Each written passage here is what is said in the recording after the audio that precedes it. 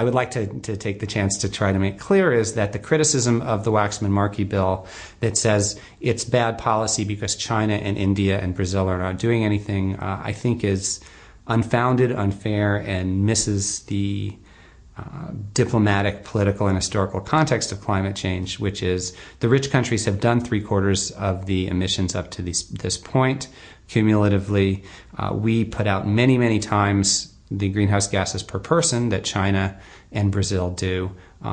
and that any conceivable way forward diplomatically and politically that has the developing countries limiting their greenhouse gas emissions has got to start with us going first. The other rich countries have already done more than we have. It's a very constructive sign that the United States is now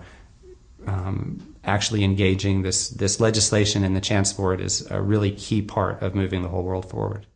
I think what's interesting is that you are going to have a significant amount of revenue from this bill, if it looks anything like Waxman-Markey, that's going to be under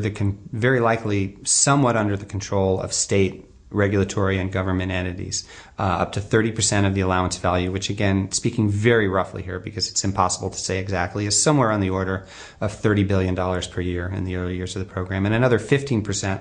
that are put aside to help vulnerable industries, many of which we have here in the Midwest. So that's another $15 billion a year. That's going to be used to try to modernize the economy, insulate consumers, move us toward a new energy economy.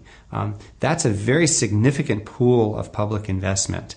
And how we use that money, how we get accountability, whether we use it to subsidize rates, to encourage new kinds of industrial development, to retrain workers, to do something really creative, like to try to help vulnerable industries by helping them with their healthcare costs. There's a huge variety of ways that money could be spent, and I think we're in a position where we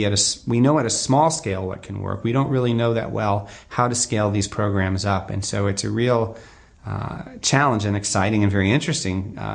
public policy, governmental, and also a private industry challenge to think of how to use these resources